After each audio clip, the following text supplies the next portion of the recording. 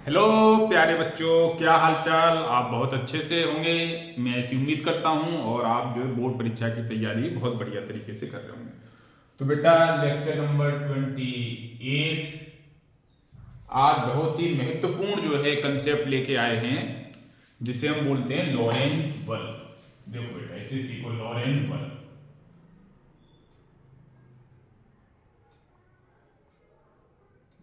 देखिए बेटा मैं फिर से कह रहा हूं, आप जो है ये वीडियो बनाने में बहुत मेहनत छिपी हुई है। मैं ये सब आपके लिए कर रहा हूं। आप जो है वीडियो बहुत अच्छे से देखिए और जो है पेपर पेन की सहायता से ही देखिए।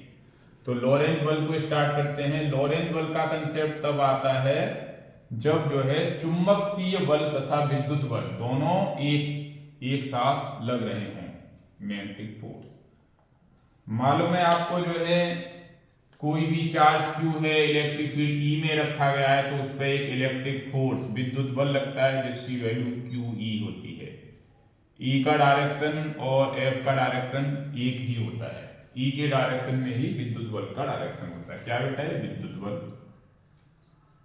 है ना। पेपर पेन लेते जाओ, लिखते जाओ, ठीक है। अगर हमने कहा कि चुंबकीय बल कब आएगा, जब कोई भी आवेश जो है वेलोसिटी v से मैग्नेटिक फील्ड के साथ कुछ एंगल बनाते हुए फ्लो हो रहा है, तब जो है हमने कहा कि चुंबकीय बल जो है, मान लीजिए एफ बी चुंबकीय बल, लिख देता हूं मैग्नेटिक फोर्स, चुंबकीय बल क्यू बी साइन थीटा, इसका मतलब क्यू वी क्रॉस बी। इसे आप रखना ध्यान बेटा, बी क्रॉस बी नहीं हो सकता है, वी क्रॉस बी। तब जो है डायरेक्शन एफ की आएगी इनवर्ड। ये दो बार अगर जो है बी और बी का डायरेक्शन सेम होता, थीटा की वैल्यू 0 होती, तब कोई भी चुंबकीय बल नहीं आएगा। तो जो सिर्फ मोशन होने से चुंबकीय बल उत्पन्न नहीं होगा बेटा, मोशन होने के साथ साथ वो साथ जो है मैग्नेटिक फील्ड की डायरेक्शन में मोशन नहीं होना चाहिए। अगर मोशन मैग्नेटिक फील्ड की डायरेक्शन में होगा तो चुंबकीय बल शून्य होगा। तो हमने मान लिए बी और बी के बीच में कोई एंगल है थीटा, तब एफ बी का value Q B cross B. मान लीजिए अब ये जो है इन दोनों का वेक्टर सम कीजिए, Lorentz force F E plus F B, चुंबकीय बल और विद्युत बल का सदिशी योगफल को ही बोलते हैं बेटा लॉरेंट फोर्स, है ना, एफ है। तो इसका अगर मैं वेक्टर फॉर्म लिखूं तो Q E plus Q V cross B. अब क्यू क्या आ जाएगा कॉमन, तो क्या हो गया E cross V cross B. बेटा आता है तो आप देख सकते हैं कि इसे ही हम लॉरेंट फोर्स कहते हैं, ठीक है। ऑब्वियसली इतने न्यूटन, ठीक है। इसमें किसी को प्रॉब्लम हो तो बताओ बेटा, छाप लो तेजी से। अब एक बात करते हैं एक स्पेशल केस की, लॉरेंट फोर्स में एक स्पेशल केस की। मान लीजिए बेटा एक स्पेशल केस करते हैं। देखो बेटा स्पेशल केस के लिए मान लीजिए एक जो है मान लीजिए इलेक्ट्रिक फील्ड जो है, इलेक्ट्रिक फील्ड और मैग्नेटिक फील्ड एक दूसरे के परपेंडिकुलर हैं, और वेलोसिटी वेक्टर जिस साइड में जो है चार्ज क्यू मूव कर रहा है विद वेलोसिटी v, ये तीनों एक दूसरे के मान लीजिए परपेंडिकुलर हैं, ठीक है। तीनों velocity vector, magnetic field vector, electric field vector तीनों एक दूसरे के परपेंडिकुलर है, म्यूचुअली परपेंडिकुलर है। मान लीजिए ये जो है एक्स एक्सिस है, ये वाई एक्सिस है, ये जेड एक्सिस है। तो बेटा वेक्टर v को लिख सकता हूं v I cap, magnitude of v और यूनिट वेक्टर i। इसी टाइप से वेक्टर e को लिख सकता हूं बेटा e और j कैप, और b को लिख सकता हूं b k कैप। बताओ किसी कोई प्रॉब्लम? अब देखिए मुझे इलेक्ट्रिक फील्ड का डायरेक्शन फाइंड आउट करना है कि electric field sorry electric force विद्युत बल का डायरेक्शन कहां होगा। विद्युत बल क्या होता है, एफ ई इक्वल टू बताया मैंने क्यू ई, तो ई और वेक्टर क्या ई जे, तो जे की ओर होगा ये। तो इस साइड में बेटा देखो ये एफ ई का डायरेक्शन हो गया जे की ओर, ठीक है। ये आई है, ऑब्वियसली ये जे है, ये यूनिट वेक्टर के है, एक सदिश, इकाई सदिश। अब देखिए मुझे कैलकुलेट करना है मैग्नेटिक फोर्स का। मैग्नेटिक फोर्स का डायरेक्शन क्या होता है, क्यू वी क्रॉस बी, तो वी आई क्रॉस बी के। देखो क्यू वी वी, अब ये क्या होगी डायरेक्शन इसकी, आई क्रॉस के। ठीक है, वी और बी के द्वारा जो प्लेन फॉर्म होगा उसके परपेंडिकुलर, तो आई क्रॉस के है ना, परपेंडिकुलर क्या आएगा, माइनस जे। आई क्रॉस के क्या होता है, माइनस जे, या ऐसे ले लो वी क्रॉस बी और यहां क्या रहा, माइनस जे। माइनस जे के अक्रॉस जो है अलोंग बेटा चुंबकीय बल का डायरेक्शन होगा। तो चुंबकीय बल का डायरेक्शन देखो ये हो गया। अब देखिए नेट फोर्स क्या रहेगा, नेट फोर्स क्या होगा, ये दोनों का डायरेक्शन एक दूसरे के विपरीत है, तो क्या हो जाएगा, क्यू ई जे माइनस क्यू बी बी। ठीक है, अगर इसका मैग्नीट्यूड की बात करूं तो ये सब इसका नेट जो मैग्नीट्यूड आ गया, net force Q E minus Q B, दोनों फोर्स का अपोजिट। अगर हम ऐसा करें, अगर किसी टाइप से इस इलेक्ट्रिक फोर्स और मैग्नेटिक फोर्स का वैल्यू सर इक्वल हो जाए तो नेट फोर्स क्या हो जाएगा, जीरो। तो Q equal to Q V V, तो Q से Q कैंसिल, तो V का वैल्यू क्या आ गया, E ओवर V। तो इस केस में जब जो नेट फोर्स जीरो होगा तो कोई भी पार्टिकल बिना डिफ्लेक्ट हुए इतनी वेलोसिटी से सर चला जाएगा। ओके, तो जहां कहीं भी इलेक्ट्रिक फील्ड और मैग्नेटिक फील्ड परपेंडिकुलर होते हैं बेटा, उसे बोलते हैं क्रॉस्ड मैग्नेटिक फील्ड। क्रॉस जो है फील्ड, ये मान लीजिए इलेक्ट्रिक फील्ड मैग्नेटिक फील्ड एक दूसरे के परपेंडिकुलर है तो उसे बोलते हैं क्रॉस्ड, मतलब क्रॉसित क्षेत्र। तो जो क्रॉस मैग्नेटिक फील्ड होंगे और इसके साथ परपेंडिकुलर कोई वेलोसिटी वेक्टर, कोई जो है वेलोसिटी v से कोई चार्ज पार्टिकल इसमें एंटर हो रहा है, और ये अगर दोनों बल इक्वल हैं तो बिना जो है डिफ्लेक्ट हुए चार्ज पार्टिकल सीधा चला जाएगा। ये सा कंसेप्ट यूज होती है वेलोसिटी सेलेक्टर में, वेग वर्णनकर्ता में। अगर आपको वेग वर्णनकर्ता, वेलोसिटी सेलेक्टर, तो बेटा ये थी स्पेशल केस वाली बात है ना, ये सब एग्जाम में आ जाती है तो आप आसानी से कर सकते। अब एक बात और कर लेते हैं।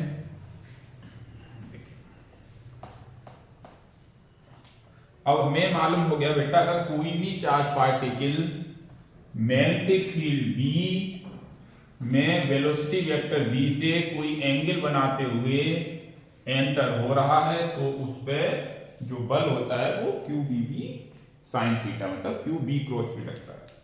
अब मुझे देखना है कि कोई एक समान चुंबकीय क्षेत्र है ना, एक समान चुंबकीय क्षेत्र में धारावाही चालक, कोई भी धारावाही चालक है, धारावाही चालक पर लगने वाला चुंबकीय बल, ये भी एग्जाम में आ जाता है, लगने वाला चुंबकीय बल का सूत्र स्थापित कीजिए।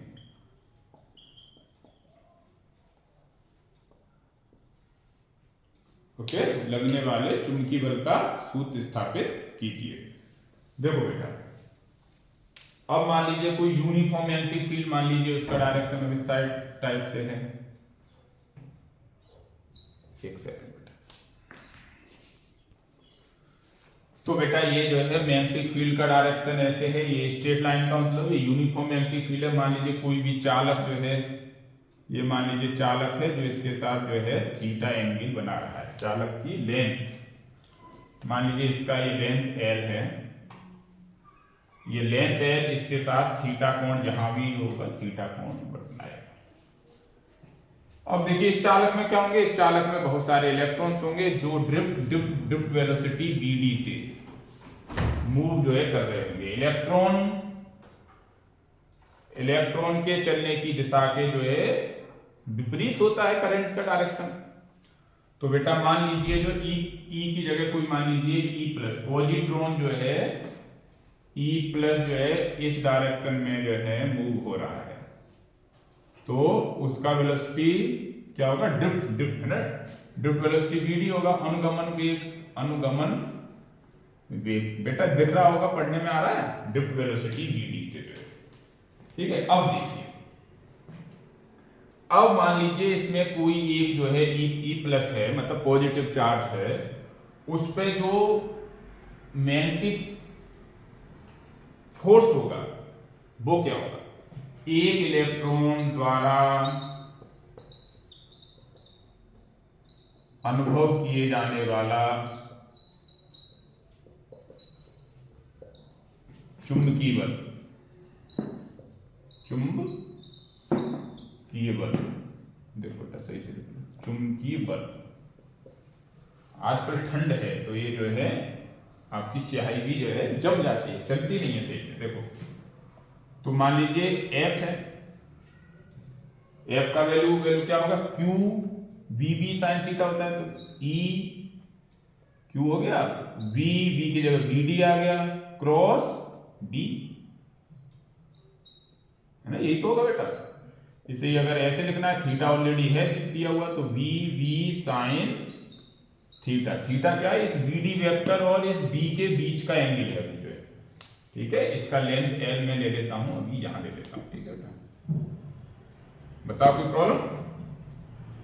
इक्वेशन नंबर 1, अगर इस फोर्स का हम डायरेक्शन भी देख ले, तो इस फोर्स के डायरेक्शन के लिए जो है आपको याद रखना है दाएं हथेली का नियम। बेटा सीख लो, बहुत ज्यादा जरूरी है ये जो है दाएं हथेली का नियम या फ्लेमिंग का लेफ्ट हैंड रूल, दोनों से ही जो है विद्युत बल का डायरेक्शन, सॉरी चुंबकीय बल, अरे यार विद्युत बल क्यों बोल रहा हूं, चुंबकीय बल का डायरेक्शन आ जाएगा बेटा। देखो पहले बताता हूं आपको जो है दाएं हाथ की हथेली का नियम। देखिए हथेली ये है दाएं हाथ की हथेली की उंगली को रखो आप मैग्नेटिक फील्ड की डायरेक्शन में, और पॉजिटिव चार्ज के मोशन की डायरेक्शन को रखो आप जो है वेलोसिटी वेक्टर। तो वेलोसिटी वेक्टर क्या होता था, v sin थीटा होता था ना, तो यहाँ भी जाएगा ऊपर, है ना। अगर तुम यहाँ भी सर रख लो तब भी कोई प्रॉब्लम नहीं है, लेकिन होता तो ऐसे था, ये हुआ। फिंगर्स को मैग्नेटिक फील्ड की डायरेक्शन में, वेलोसिटी वेक्टर की डायरेक्शन में थंब को, तब ये जो है आपकी जो पाम है, पाम जिस साइड में है वो क्या होता है कि मैग्नेटिक फोर्स का डायरेक्शन। तो बेटा मैग्नेटिक फोर्स यहाँ पे क्या अंदर की ओर है, मैग्नेटिक फोर्स यहाँ पे अंदर की ओर है। अब आप ले लो फ्लेमिंग लेफ्ट हैंड, ये है लेफ्ट हैंड बेटा, यही है ना लेफ्ट हैंड। देखिए FBI, B मैग्नेटिक फील्ड ऐसे, और जो है इसका डायरेक्शन ऐसे देखो, और ये थंब क्या दे रहा है, डायरेक्शन ऑफ मैग्नेटिक फोर्स। तो हर जगह यहां से लेके यहां तक हर एक जगह मैग्नेटिक फोर्स का डायरेक्शन अंदर की ओर है। तो अगर हम जो है पूरे तार पे अगर कुल फोर्स की बात कर लें तो उसमें क्या होगा, अगर इलेक्ट्रॉन n है तो n इंटू F, एक इलेक्ट्रॉन पे लगने वाला फोर्स। इक्वेशन नंबर 2, बताओ यहां तक कोई प्रॉब्लम। अब देखो बेटा इस लेंथ L है और इसका ये क्रॉस सेक्शन A है।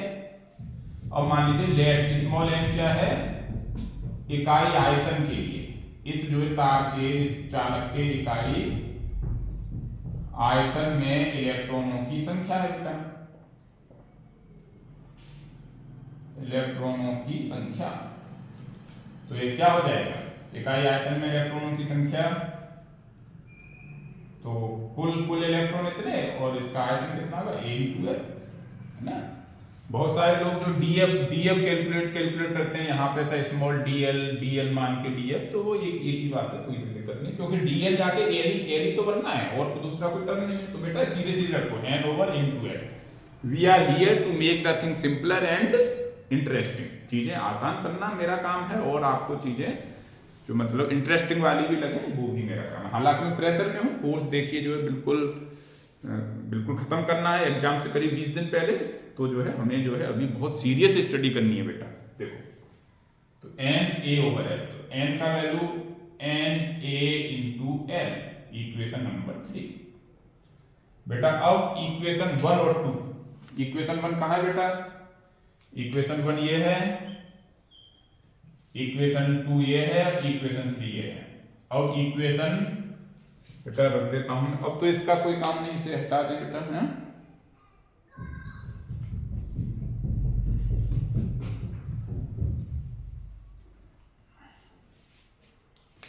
समीकरण 1 व 3 को समीकरण 2 में रखने पर तो f का value n a into L, okay, n का वैल्यू रख दिया मैंने। n का वैल्यू देखो बिल्कुल आसान है, बच्चा क्लास वाला है। f का वैल्यू रखो e V D v sine theta. अब ध्यान से देखो n e a v d, ये क्या होता है? n e a v d, n e a v d क्या होता है? i होता है। अब क्या क्या बचा? l b sign theta.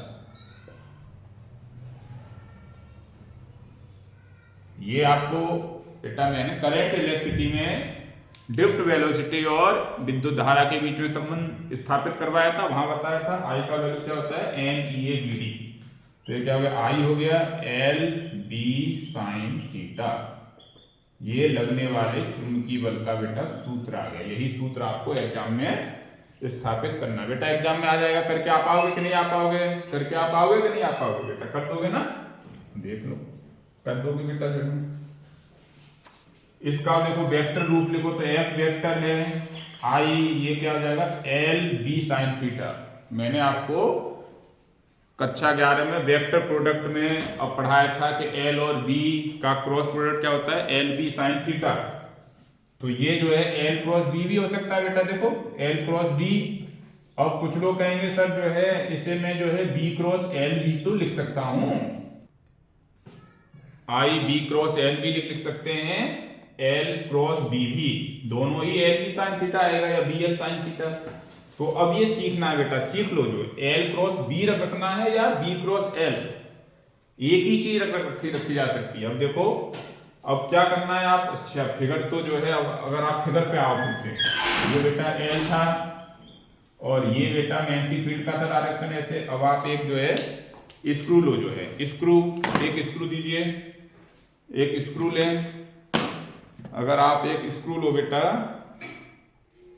तो जो देखिए अगर आप स्क्रू ले लो, ये स्क्रू यहां पे रखो स्क्रू, और जो है इसका L से B की ओर लेके जाओ इसे, L से B की ओर। देखो ये L से B की ओर लेके जाना, L से B की ओर लेके जाऊंगा तो स्क्रू कहां जाएगा? अंदर की ओर जाएगा कि नहीं जाएगा?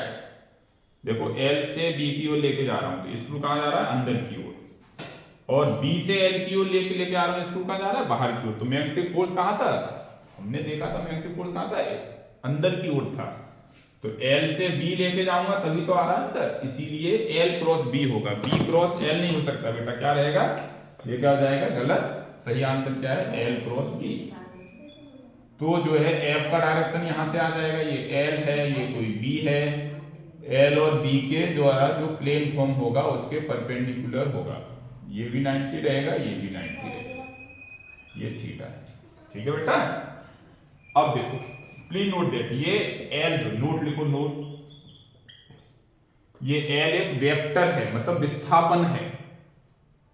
तो अगर कोई क्लोज लूप होगा, क्लोज लूप ऐसा रहे चाहे ऐसा रहे, अगर उस पूरे लूप के द्वारा मैग्नेटिक फील्ड, मैग्नेटिक फोर्स का अगर वैल्यू देखें तो हमेशा क्या आएगा? 0 आएगा। ओके, करंट कैरिंग वायर है, कोई भी क्लोज है, वो क्लोज लूप है, उसमें करंट आई फ्लो हो रहा है, तो उसमें जो है लगने वाला चुंबकीय बल शून्य रहेगा। क्यों रहेगा? क्योंकि आई एल वेक्टर एल क्या हो गया? शून्य हो गया। जहां से स्टार्ट हुआ वहीं पे खत्म हो गया, तो ये क्या रहेगा? शून्य रहेगा। ठीक है। जब जो है थीटा की वैल्यू देखो शून्य रहेगा, जब थीटा की वैल्यू जो है 90 होगी तब F equal to I L B sine 91 होता है, तो तब F की वैल्यू मैक्सिमम होगी। 95% केस में जो है थीटा की वैल्यू मैक्सिमम होगी। ओके, तो वो थीटा की वैल्यू 90 दी हुई होगी। ठीक है। Theta equal to 0। अगर जो है B और L दोनों का डायरेक्शन सेम है, ये B और L सेम है, तब कोई भी उस पर मैग्नेटिक फोर्स एक्ट नहीं होगा। इसका यूज हम बेटा करेंगे आगे। तो आई बी एल साइन 0, साइन 0 क्या हो गया? 0। तो मैग्नेटिक फोर्स की वैल्यू 0 होगी बेटा, है ना। और आई नहीं तो एफ नहीं। ठीक है, तो इस टाइप से आपने बेटा ये सीखा है ना। देखो यहीं से सब बी का जो यूनिट भी आ सकता है, यहीं से F over I L, Newton पर एम्पियर मीटर, इसे हमने बोला टेस्ला। सो थैंक यू बच्चों, होप ये चीज आपके अच्छे से समझ में आ गई होगी और आप अच्छे से तैयारी कीजिए, अच्छे से एक एक टॉपिक को देखो, बहुत छोटा छोटा 20-20 मिनट का टॉपिक है, उसे आप जो है देखिए अच्छे से और जो है अच्छे से इसे तैयार कीजिए। धन्यवाद। ठीक है, इसके आगे मैं नेक्स्ट वीडियो लेके आऊंगा, उसमें मैं आपको बताऊंगा कि दो जो है समांतर सीधे जो है अनंत लंबाई के तार हैं, तो उसमें मैग्नेटिक फोर्स का सूत्र स्थापित करना है। और ये भी देखना है कि अगर जो है दो तारों में एक ही डायरेक्शन में इलेक्ट्रिक करंट बह रहा है तो जो है मैग्नेटिक फोर्स प्रतिकर्षण का होगा या फिर आकर्षण का होगा, और उसी की सहायता से मुझे 1 एम्पियर की डेफिनेशन भी लेके आनी। मैंने कहा बेटा सारी डेफिनेशन सूत्र की सहायता से आती है, तो उसमें इसी जो है सूत्र का इस्तेमाल करना है, और जो है इसी सूत्र का इस्तेमाल करके मैं किसी रेक्टेंगुलर या लूप के ऊपर जो है बल आघूर्ण के सूत्र की भी स्थापना करूंगा। तो ये दोनों टॉपिक आपको अगले लेक्चर में मिलेंगे। धन्यवाद।